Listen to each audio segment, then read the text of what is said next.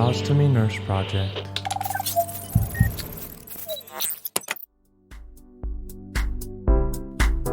Hello listeners and welcome back to the Ostomy Nurse Project, the podcast that talks about living life with a stoma or an ostomy, or otherwise living with an alternate exit, or living with your insides on the outside. I am your host, Felicity, and we have been on hiatus all of 2020. The Ostomy Nurse Project was supposed to start back a little bit sooner than anticipated, but given the current global situation, plus a few other things that have been going on over here in the good old land of Oz, it's been put off a little bit. So I want to welcome you all to this very special episode of the Ostomy Nurse Project. It will be technically the first for 2020, and I felt it was fitting to obviously do a special interest episode all about the situation that's been on everybody's mind throughout the entire year, and that's talking about the COVID-19 or the coronavirus situation that has unfolded across the world. Now, I can't just blame coronavirus for the reasons for the Ostomy Nurse Project being delayed a little bit this year. I am currently sitting on my couch not doing a whole lot, as I am a couple of weeks away from having my second baby. So now that I am on maternity leave, I have got a little bit of time on my hands amongst preparing for another newborn. But it's given me time to do a little bit of research, do a lot of reading on the current situation to do with coronavirus, and I feel that now is a good time to put out a very special Ostomy Nurse Project episode that is dedicated to not only the coronavirus cases, but talking about how that pertains to people who do live with a stoma and the impact that it has on the current healthcare workers and the situation that we are practicing in, those who live with existing stomas now, as well as those people who are planning for surgery in the future to have a new stoma formed, or who are in the process of being screened for potential operations in the future.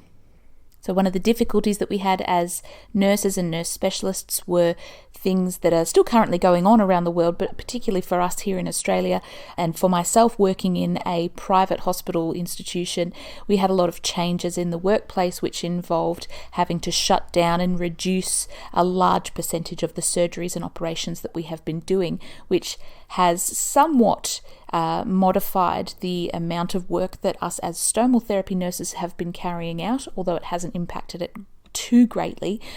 But it certainly had an impact on my availability to obviously work these hours, see these patients, as well as look after the podcast and keep publishing episodes as I can do so.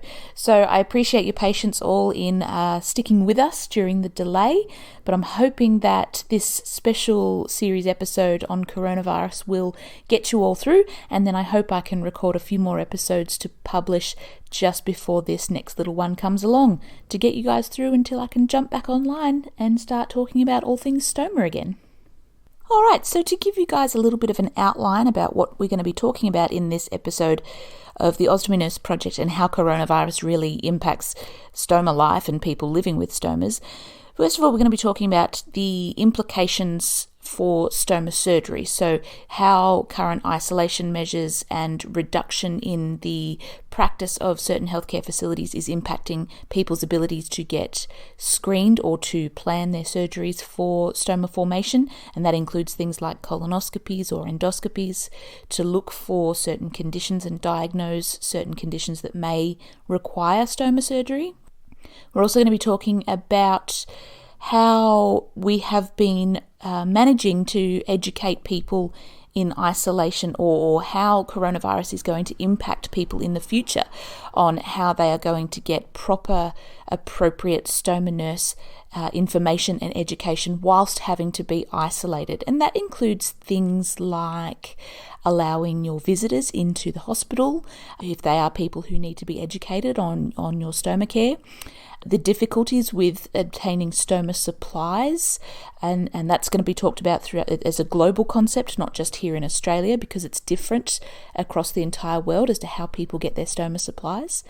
And also looking at how we have been educating patients in the hospital who have to be isolated or who are under isolation precautions whilst we are testing for coronavirus or managing people who have tested positive for coronavirus, in terms of how we manage them and educate you using equipment and supplies and avoiding the cross-contamination onto other people or other surfaces or environments that may spread the coronavirus disease. We're also going to cover off a little bit about the current situation to do with obtaining ostomy supplies throughout the world and how people are managing to get around that. So for us in Australia, that's in terms of things like getting your supplies through your Ostomy Association, the current manufacturing situation for the companies that do distribute ostomy products to us here in Australia and around the world. And then finally, we're going to finish off with a few commonly asked questions, I suppose, or frequently asked questions that people may have about the coronavirus infections and how they pertain to people who do live with a stoma. So things like looking at gastrointestinal viruses, current research and studies on whether coronavirus is transmissible through the gastrointestinal tract and how that affects people who do test positive for coronavirus and the symptoms that they may display in terms of the gastrointestinal tract. So there's some of the questions that we're going to cover off as well that people may have been wondering about if they happen to be someone who lives with a stoma. Okay, now in the interest of expressing gratitude in amongst all of this situation that's going on in the world right now, I just wanted to point out the fact that we are incredibly lucky here in Australia to not be suffering the same magnitude of impact that coronavirus has had in other countries.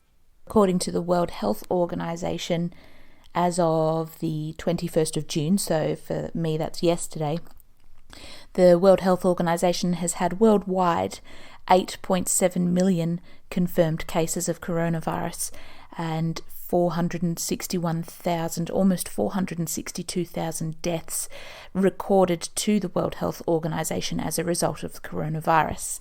So to put that into perspective, here in Australia, we currently have 7,436 confirmed cases and have suffered 102 deaths as a result of the coronavirus. Now that, whilst is an unfortunate number of deaths to ever have to suffer from a virus, essentially, when you look at the other countries that are suffering greater than us, it gives you an indication of the true fortunate nature of us living here in Australia, where we've managed to keep it relatively under control and we haven't had the same issues in our healthcare systems being overburdened by coronavirus that other countries certainly have.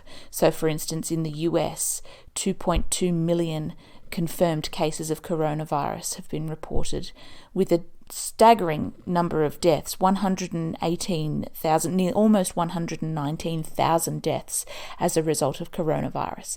For us living on our little island here in Australia, or our big island, I suppose, we are incredibly lucky to be handling the situation as best we can, and I want to put out a personal thank you to everybody in Australia for maintaining proper isolation protocols and for supporting us that work in the healthcare system. I wouldn't necessarily call myself a frontline worker to do with the coronavirus, but certainly having to work in a hospital situation where I'm dealing with exposure to potentially infected patients and things like that. I just wanted to put out a personal thank you to everybody who is bearing with us during this time of crisis in amongst a global pandemic.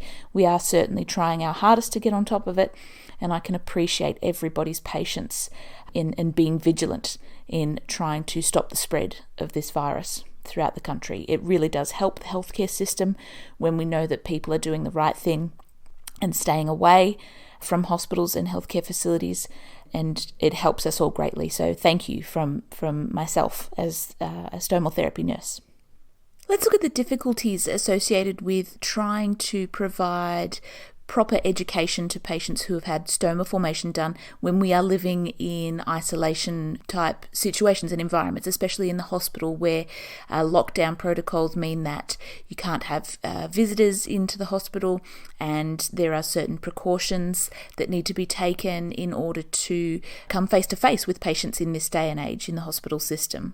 One of the additional difficulties that I have had personally, being a pregnant employee in the healthcare system, is that after a certain period, I was not allowed to have face-to-face contact with patients who had new stomas. So that became quite difficult, because for a practical job that I do, where I'm so hands-on with patients and one-on-one, where I get to show you a lot of practical activities, for instance, how to manage your stoma bags, how to change an appliance, how to look after your skin, and doing all the normal assessments that I would normally do on a patient's skin. We had to rapidly change that quite a lot, because I was no longer allowed to do that face to face. Now, that doesn't mean that that's the same for all stoma nurses, but in my particular situation, we had to make modifications to that, which impacts the patient, I guess, in a way, because rather than getting a one-on-one face-to-face with a nurse that can help you through troubleshooting issues and having a look at your skin and things like that, we had to adapt to that, and having that separation from that professional can actually have an impact on your well-being and your health and your recovery, and becoming confident in your stoma care before you leave hospital. So that was one of the issues that we certainly faced in my hospital towards the end of my pregnancy, before I left to go on maternity leave. So one of the ways that we got around that was through telehealth, things like Zoom meetings with patients and their family members, or video calling, whatever systems we had going at the time. That became a really useful tool for me to still have some element of face-to-face with my patients, to teach them the things that they needed, or the practical aspects of what they needed, as well as giving the patient a platform to still obviously see me and ask the questions that they have, or express the concerns that they have regarding their case and their situation. So that was one of the adaptations that we had to learn in our hospital, to obviously give people the correct education that they needed and provide adequate nursing assessment and interventions for people who were having new stoma formations done. And so I guess the message that I want you to take away from that is that no matter where you are in the world, coronavirus is affecting us all. So if you happen to be a person who has had a new stoma formed, or if you happen to be a person who is admitted to hospital with an existing stoma that you require assistance from a stoma nurse with, you may or may not encounter a situation where the nurse professional might have to communicate with you via a different means other than face-to-face. So perhaps via telehealth, or perhaps via video call, or some means of communication that doesn't involve them standing there with you at the time. And speaking of telehealth, this extends beyond admissions to hospital. For a lot of people living in the community who are in self-isolation, so managing from home and things like that, stoma problems or stoma issues still do arise. And so for those of you who are living at home with a stoma and you are noticing that you've got complications or problems, or you need to seek help from a stoma nurse, certainly check up and see whether your local stoma nurse, or the stoma nurse that you are in touch with, has the ability to give you advice via telehealth or some means of communication, because quite often we're very able to adapt, whether it's just a telephone consultation where you don't need to be face to face, or whether it's a situation where you may need to send photos or something like that to your stoma nurse for evaluation or assessment if you seem to be having a problem. Technology is rapidly evolving, just as everything is. So if you're a person who is, I suppose, technologically apt and able to get in touch with a stomal therapy nurse, either via telehealth or via video call or online via Zoom or whatever platform you use, that is certainly a means of connection with your stoma nurse, and that's something that may or may not be available to you depending on where you are living at the moment, or where you may be self-isolating from. So look that up if you're ever interested. If you are isolating at the moment and you are concerned about going into a healthcare facility, or you would prefer not to have a face-to-face consultation with somebody, certainly inquire about telehealth services that are available at this particular time, because I'm sure that there would be a means or a way of getting you the help that you need. Now, one of the other issues that I do want to talk about is for people across the world who perhaps either have been diagnosed as being positive for coronavirus, or who have been in a hospital where you have had to be tested for coronavirus, whether you might have symptoms related to the virus and you need to get tested, you will be put into isolation precautions. These are precautions that nursing staff and caregivers have to follow. It's part of hospital protocol to ensure that we don't cross-contaminate and infect other patients. Until you are proven either positive or negative for coronavirus, you may have to be put under isolation precautions. Now, for a person who happens to have a stoma, whether it be a new one or a pre-existing one, that has implications for your management. Now, in a hospital setting, I'm privileged because I work in a private sector, and majority of the patients that I see are entitled to a private room, which means you get your own bathroom, which means if you have a stoma, that makes it very easy to manage because you can use that single bathroom for your own personal use to empty your ostomy appliances and change your bags as required. Now, what happens is if you have to go into isolation, we actually have to restrict the amount of caregivers and the amount of time we can spend with you being physically hands-on with you and the products that surround you. Now, whilst coronavirus is predominant because it's a respiratory illness or a virus, there is research, which I'm going to talk about later in the episode, that does suggest that the virus is present in the gastrointestinal tract, or has been found to be present in the gastrointestinal tract. Now, with any virus, that is transmissible through whether it be droplets or fluids or contact physically between patient and caregiver. So if you are a person who is in isolation precautions and you do happen to live with a stoma, you're going to have to follow certain precautions in terms of how you get your supplies into your room, how you manage those supplies, and how you look after your skin and your stoma health, I suppose, in the midst of people and nurses and caregivers coming in and out of your room to try to provide care for you during this time. And one of the most major concepts that I'm referring to is the concept of hand hygiene and stoma hygiene. Now, I guarantee you people who live with a stoma have very good hygiene practices because you obviously have to come into closer physical contact with your output, as do most people who don't live with a stoma. You're touching your bags, particularly those of you who use a drainable bag, so perhaps for a urostomy or an ileostomy, you are actually coming into contact with fecal or urinary contents several times a day. And so the hand hygiene that you practice is much the same as anybody. When we go to the bathroom or the toilet, you would wash your hands after any procedure. Now, what can happen is, for those of you who do live with a stoma, you may be very aware that sometimes in the process of emptying your bags, if perhaps your technique is a little off, or if you happen to have a little bit of an accident, you can contaminate the outside of your ostomy pouch with fecal or urinary contents, and they can spread to other areas or the surrounding environment. Now, if you aren't able to clean that up properly and you do contaminate your ostomy pouch, you have the potential to transfer the contents of that onto other surfaces if you go and touch that bag again, even after you've practiced hand hygiene and washed your hands.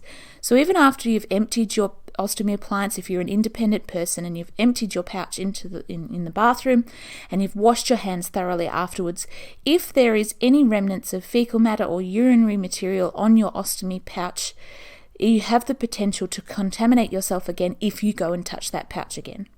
If you are managing yourself in hospital, or if you require somebody to assist you in managing your ostomy appliance, please do uphold the principles of very strict hand hygiene, because that is one of the methods of contamination onto other people or other surfaces, and always look after your ostomy appliances. If you do find that you are contaminating your bags when you've emptied them, or you're not able to clean them effectively, perhaps consider talking to a stoma nurse about changing your appliance more frequently, or looking at techniques to avoid contaminating your pouches further, which may increase the risk of cross-contamination. In terms of waste disposal of your ostomy appliances, always make sure that you are securely disposing of your ostomy appliances, that you're not just pulling them off and throwing them in an open rubbish bin. Always make sure that you are bagging your supplies before disposing of them. That's going to prevent any cross-contamination to other surfaces as well, and it will also help environmental services staff within a hospital to dispose of your medical supplies and medical waste without running the risk of becoming contaminated as well. Now, on the opposite end of the scale, you might be a person who, in whatever country that you're living in, who has a particular routine of changing your ostomy appliance on a particular day or at a particular frequency. Now, if you happen to find yourself at home or in hospital where you're in a situation where you may not want to be changing your pouches frequently through concerns about contaminating or infecting other people or other surfaces with coronavirus, whether you have it or not, you can consider looking at prolonging the longevity of the pouch that you're wearing as well, which means reducing the amount of changes that you do in a week to try and prevent exposure of your stoma, I suppose, or the contents of your stoma, so that other people may not have to touch it for you.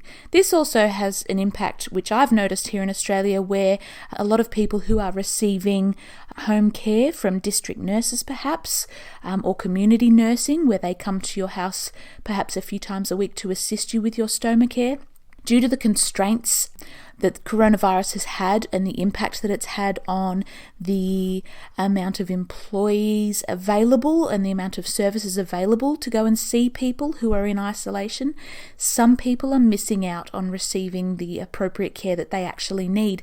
And some people in some countries or some areas or some regions, even here in Australia, are having to forego those community nursing services either temporarily or permanently, and are having to manage their stomas for longer in between visits.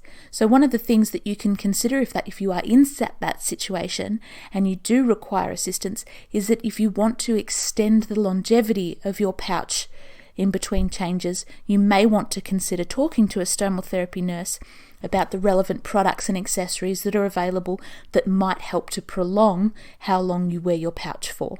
And these are things like ostomy seals or stoma rings or donut rings or whatever you want to call them that can be put around the stoma before you apply your pouching system if you don't use one already. That can increase moisture absorption and protect the skin around your stoma from leaks or skin irritation for slightly longer, which means you may be able to wear your pouch for maybe an extra day or so before you are seen by a community nurse. Or you may want to consider something like perhaps some border extenders, which can seal the edges of your pouch so that they don't lift as frequently, and you may get a slightly longer wear time out of your appliance if you choose to temporarily use those border extenders. All of these accessories are available to help prolong the longevity of your ostomy appliance and protect your skin at the same time from developing irritation or complications. So if that's a concern for you, or if that's a situation that you are finding yourself in, by all means, get in touch with a stomal therapy nurse who might be able to suggest some of these products that you can try to increase the wear time of your ostomy appliance. Alright, so that pretty much covers the stuff to do with people going into hospital or people trying to manage their stomas in or out of hospital in the absence of face-to-face nursing care. One of the next topics that I want to cover is the issue at the moment with people obtaining their supplies. Now, this is of course going to be different country to country, because we all obtain our supplies differently. Here in Australia, if you've heard the other Ostomy Nurse Project episodes, we have the Stoma Appliance Scheme, which is a Medicare-funded initiative, which means that through an ostomy association, you pay a membership fee, and once you are a paid member of that ostomy association, your supplies are distributed to you from that group, and they then subsidise that through Medicare. So that's not the same for every country, but I wanted to talk about the impact that isolation and the closing of many services has had on people who are living with a stoma. For us here in Australia in particular, if you are a person who resides close to your local ostomy association, a common practice is to go into the association to collect your monthly supplies. Now, because of coronavirus and because of the impact that isolation has had on everybody, a lot of those associations have closed their doors to the public. Volunteers have still been able to go in and work from those associations because technically they are considered an essential service. They are the only means of providing those medical supplies, so they have to stay open, but they can certainly restrict the amount of people going in and out of their business. What does that mean for us here in Australia? It means that a lot of people who originally would walk into the association to collect their orders now have to have them posted. And I think it's a worldwide phenomenon at the moment that postal services are extremely busy and extremely under-resourced because of the amount of supplies that now have to be posted to people in isolation, as opposed to people being able to physically go and pick them up. So that's a huge issue at the moment for ostomy associations, because they've had to go from servicing a certain amount or a certain percentage of people in the public by handing over their supplies to being fully remote and posting a patient's supplies to their house. And this has caused significant delays in people from getting their supplies, because once an ostomy association posts an order, it's then really out of their hands, and it's up to the postal service to then forward those products onto the patient. And if the postal service is under the pump and they are under-resourced, they're not going to be able to get you your supplies in such an efficient time that you perhaps were receiving them previously. Now, having said that, I also want to point out that we have an extremely high regard for our ostomy associations here in Australia. As I mentioned, a lot of these associations are run by volunteers who dedicate their time and who are leaving their homes amidst this global pandemic to go and work in these associations free of charge to provide you with the ostomy supplies that you need here in Australia. So I want to again give a personal thank you to everybody who works out of an ostomy association to help out patients and provide them with the ostomy supplies that they need. You guys are doing a great job, and I'm forever grateful for the efficiency and the assistance and the communication that you have all provided us as stomal therapy nurses in helping us get these patients through this difficult time in terms of ordering their supplies. Now, this delay for people who are living with a stoma and who need supplies has caused an awful lot of stress and a lot of problems, and it's left people without supplies in a lot of situations. As a stomal therapy nurse, I've been getting regular phone calls or correspondence from people saying that they've come to the end of the month and they haven't received their next month's order, or they have submitted an order and it's gone out in the post, but due to delays, they simply haven't received their supplies yet. So they need something to tie them through. If you are a person who lives with a stoma and this is a concern for you, do make sure that you get in touch with either your ostomy association to track the postage of your supplies, or get in touch with your stomal therapy nurse, who may or may not be able to provide you with a temporary supply of products until your proper order arrives. Another resource is to contact the company that provides those products to you. They may, in some situations, be able to help you if they have a correspondence service via the phone or a customer care service. You may be able to chat to the company and they may be able to give you a limited sample supply of the product that you are missing or that you desperately need as well. So they're the three different people that I would encourage you to contact if you are having a problem with your supply. Either contact the Ostomy Association to find out how far away that supply may be, contact your stomal therapy nurse if you are desperately low on supplies, because they may be able to put you in touch with someone who can give you a temporary sample, or they may be able to provide you a sample themselves, or contact the distributing company that gives you those supplies to see if they are able to send you out an emergency limited sample to get you through until your order arrives. Do make sure that you're getting your orders in nice and early for your supplies. This takes the added stress off the volunteers that are working from these associations and allows plenty of time for them to get your supplies in order so that you get them in time without missing out before you do run out of supplies. Some associations are also encouraging people to obtain a 2-monthly supply, which will reduce the time frames in between having to order and get your supplies posted. If you have established products that haven't changed over the months, so if you know your routine and you're ordering the same thing every month, perhaps consider submitting a 2-month supply to your ostomy association.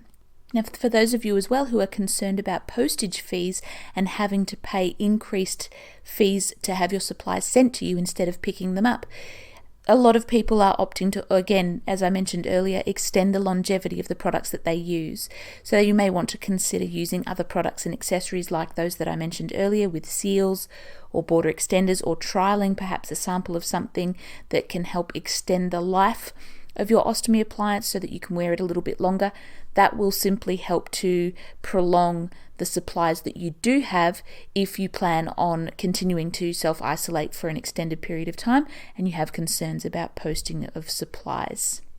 So that's pretty much how we're working things out here in Australia. I know in other countries it can be somewhat different, and I know that according to my statistics, we do get some listeners from other countries, so thank you. I appreciate you guys tuning in.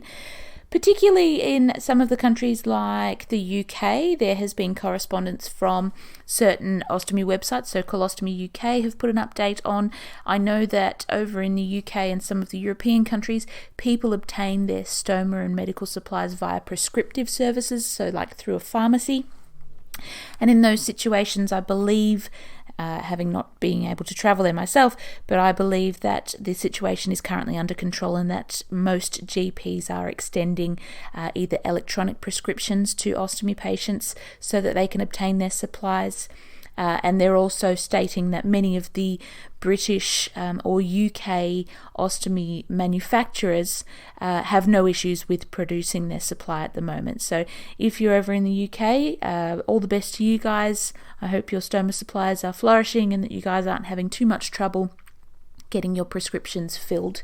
It's all a very difficult time for us all, so I hope you guys are pushing through just as we are. And the same with everybody in America. As I mentioned earlier, you guys have had a really terrible time with your confirmed cases and related deaths from coronavirus. So I wanted to reach out to you guys as well in the ostomy community. From what I can find online, the United Ostomy Associations of America have put out correspondence in conjunction with the CDC to explain that many of the manufacturers have not ceased their supplies, so they are readily available for patients and people with a stoma to obtain. Depending on how you obtain your supplies in the US, I wish you all the very best in trying to get appropriate supplies to you. For people who are in lockdown or in isolation, I hope you can reach out to those community members who are maybe able to obtain them for you. And I hope that you are getting the support that you guys need as well during this difficult time. And for people who are listening from other countries as well, however you obtain your supplies, we understand the difficulties and we want to rally around people at the moment and make sure that you are getting the right supplies that you need, because it's not like people who live with a stoma can go without an ostomy appliance. They are considered essentials. So rest assured, the manufacturing companies are doing everything that they can to manufacture and produce enough supplies to go around to people.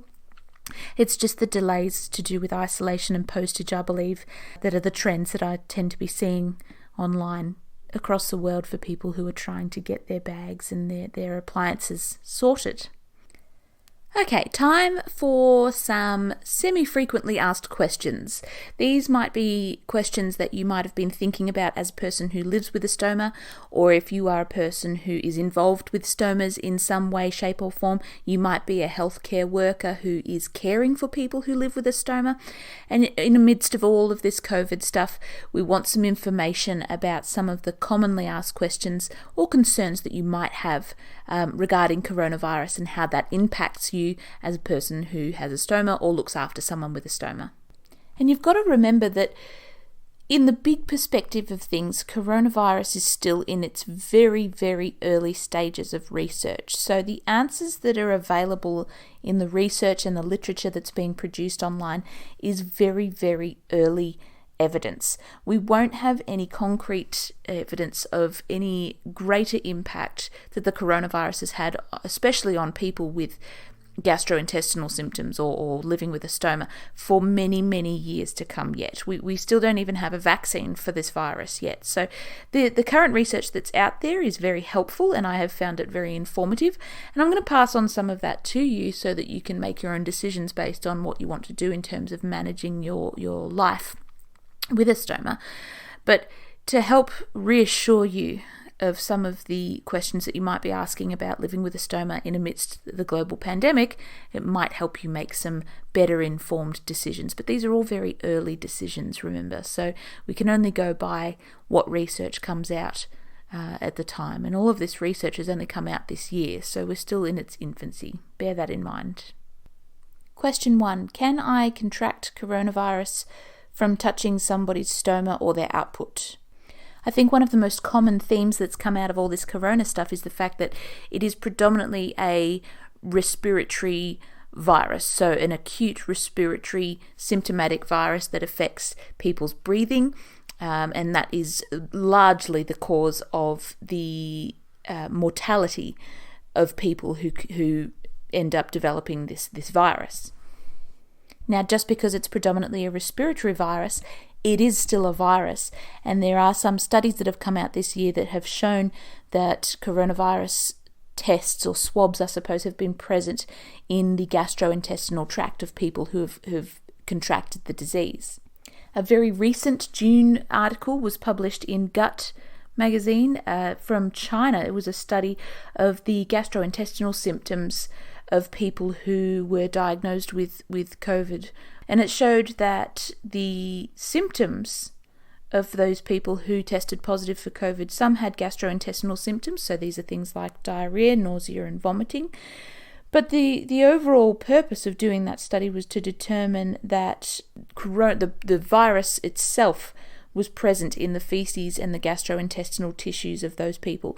And their test proved that there was a percentage of people, although a small percentage, there was a small percentage of people who did test positive for coronavirus in their fecal matter and in their gastrointestinal tissues. So that's like the lining of the intestines from biopsies and swabs that were taken from these people.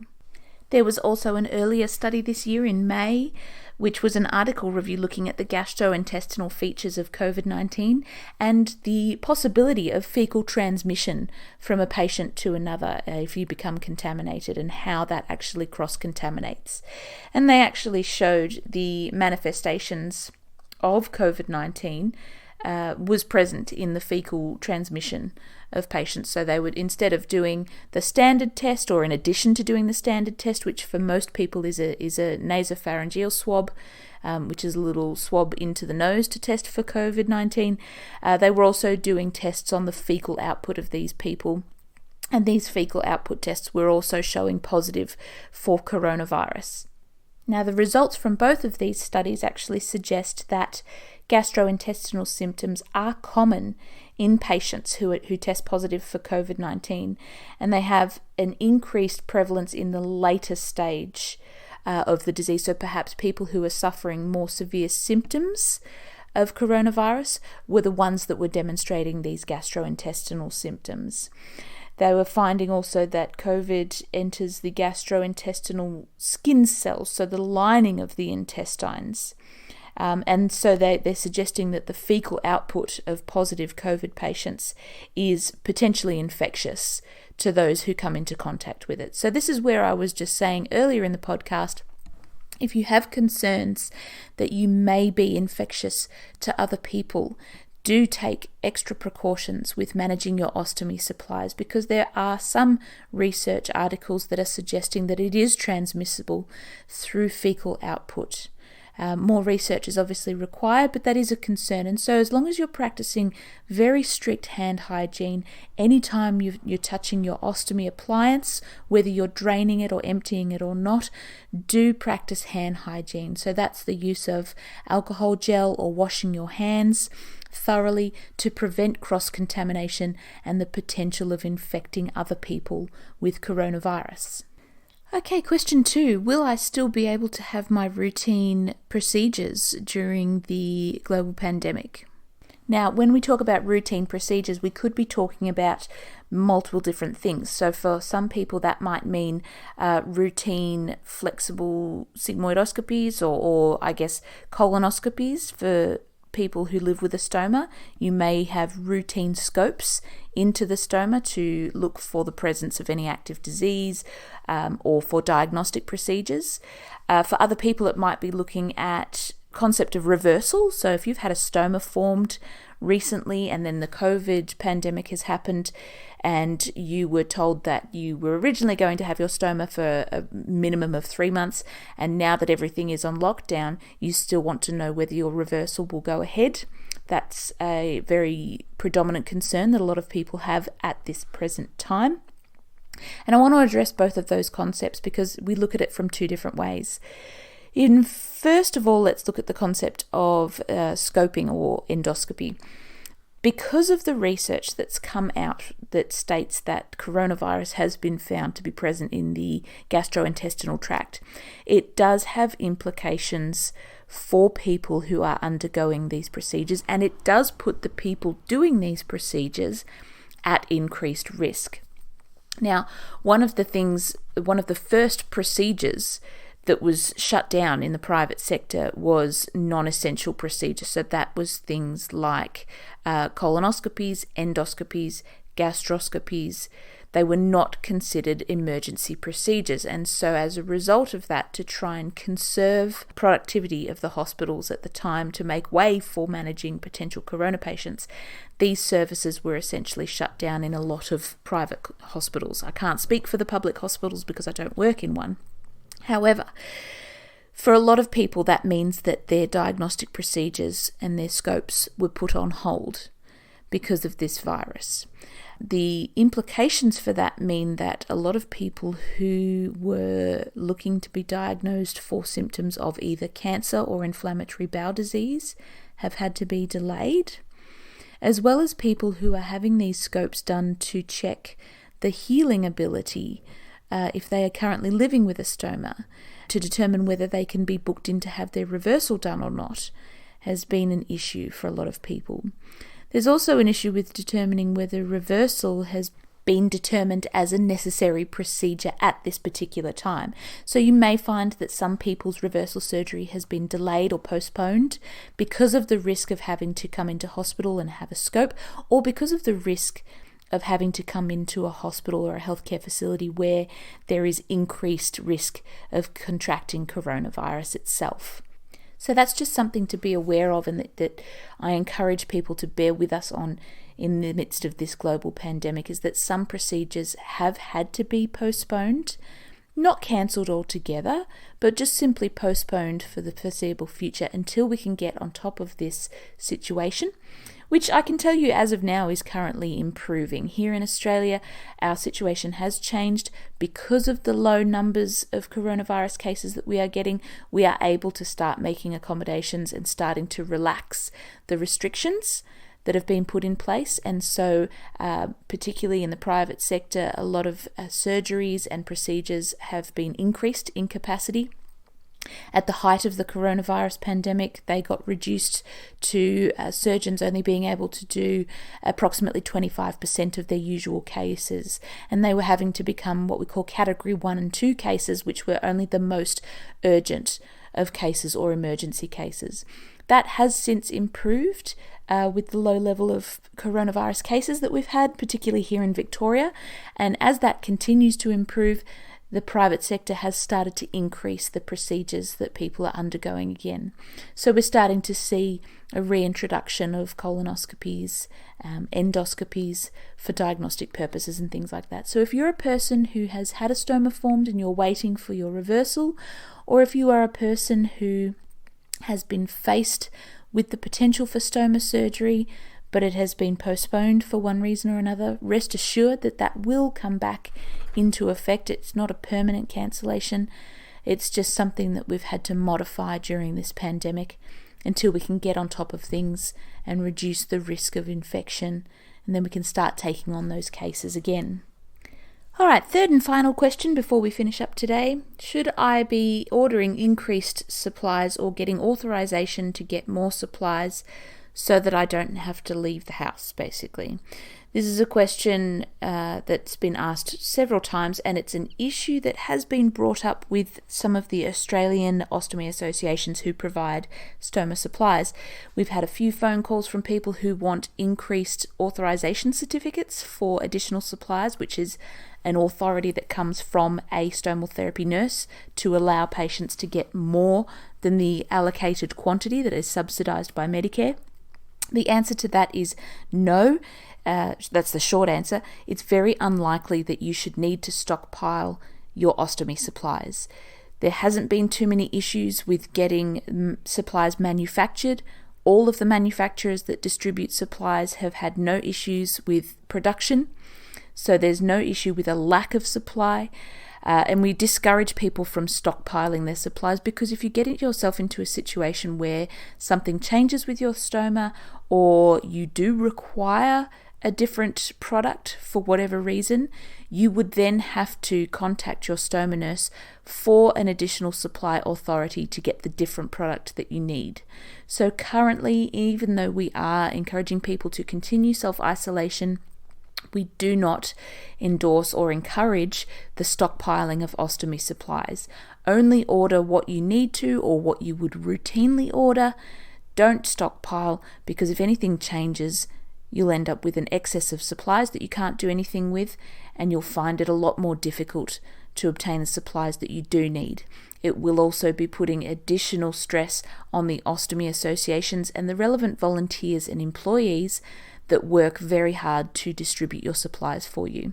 So that's the general answer for that one. Don't stockpile. If you do find yourself getting short on supplies, as I mentioned earlier in the podcast, contact the 3 people who you can potentially obtain samples from. So contact your ostomy association, see if there's anything that they can give you to tide you over. Contact your stomal therapy nurse, who may be able to give you a temporary sample supply if they've got any in their office. Or contact the production companies or the manufacturing companies that make the products, and they may be able to get you a temporary sample supply of those products as well. But do try not to stockpile. It puts added pressure on the postal system, it puts added pressure on the people that do your ordering, and it puts added pressure on yourselves for trying to find room to get those supplies in as well. Well, that's pretty much it for this episode of the Ostomy Nurse Project, everybody. I thank you for tuning in and listening to this first episode for 2020. I know it's been a long time, and I again apologize for the delay in releasing episodes to you. I hope you have found it informative. If you have questions, or if you'd like to leave feedback, please feel free to comment. We are available on Spotify, YouTube, Apple iTunes, pretty much wherever you get your podcasts from, so feel free to rate or leave a comment or a suggestion for us for future episodes. I hope to be in touch with you guys again before this next baby number 2 comes along. Might be able to publish a few more episodes before that happens. Otherwise, I promise I will be in contact later in the year with some more exciting episodes of the Ostomy Nurse Project, coming to you from down under, right where your COVID-safe little stoma is. Take care. Bye.